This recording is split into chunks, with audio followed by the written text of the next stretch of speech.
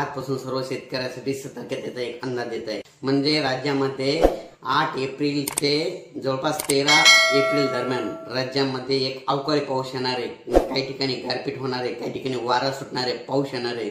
म्हणून सतर्कतेचा इशारा म्हणून हे अंदाज देत आहे। राज्यात एकंदरीत सर्व शेतकऱ्यांना सांगू इच्छितो की राज्यात 8 एप्रिल 9, 10, 11, 12, 13 एप्रिल पर्यंत राज्यामध्ये दररोज वेगवेगळ्या भागात भाग बदलत अवकाळी पाऊस पडणार आहे। विजेच्या स्वरूपात पाऊस असणार आहे, वाऱ्याच्या स्वरूपात पाऊस असणार आहे, भाग बदलत पडणार आहे। म्हणून हा सर्व शेतकऱ्यांनी अंदाज लक्षात द्यायचा। आता आपण एक एक भागाकडे बघू। राज्यामध्ये सांगायचं झालं तर 7 एप्रिलला जवळपास 7 एप्रिलला पूर्व विदर्भामध्ये पावसाला सुरुवात होणार आहे। आणि पूर्व विदर्भातल्या सर्व शेतकऱ्यांना माझी विनंती की तुम्ही काय करा, तुमची हळद असेल, कांदा असेल 7 तारखेपर्यंत काढून घ्या, कारण की पूर्व विदर्भात गारपीट देखील होणार आहे। आणि त्याच्यामुळे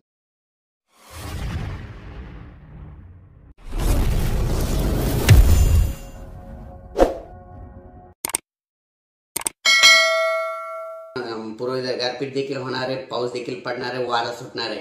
त्याच्यानंतर पश्चिम विदर्भाकडे वळू। पश्चिम विदर्भामध्ये शेतकऱ्याचा कांदा काढणे चालू आहे, हरभरा काढणे चालू आहे, गहू काढणे चालू आहे। पश्चिम विदर्भातल्या शेतकऱ्याला सांगतो की तुम्ही 8 एप्रिल पर्यंत तुम्ही तुमचा गहू कांदा घरी आणून ठेवा, कारण की पश्चिम विदर्भात देखील गारपीट काही ठिकाणी गारपीट होणार आहे, भाग बदलत गारपीट पडणार आहे होणार आहे। म्हणून हे अंदाज लक्षात द्यायचा। वाऱ्याचा पाऊस राहणार आहे, विजेचा पाऊस आहे, विजेपासून सगळ्यांनी संरक्षण करावे।